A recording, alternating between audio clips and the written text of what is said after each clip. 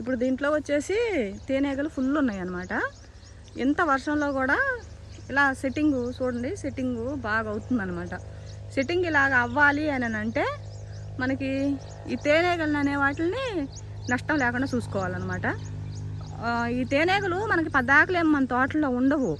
ఏం చేస్తాయి అంటే ఫ్లవరింగ్ ఎప్పుడు ఉంటుందో అప్పుడు తేనెగలు వచ్చేసి వాటిని అంటే తేనె కోసం వస్తాయి అన్నమాట. పూలు ఉన్నప్పుడు అది అయిపోగానే మన తోట నుంచి వెళ్ళిపోతాయి. ఈ మధ్యలోనే మనం కంగారు ఆగలేక మనం పొలోమని విచ్చలవిడిగా ఇక స్పర్శ లేనట్టు వేసేసామంటే పురుగు మందు అవి కాస్త పాపం చచ్చిపోతాయి అన్నమాట.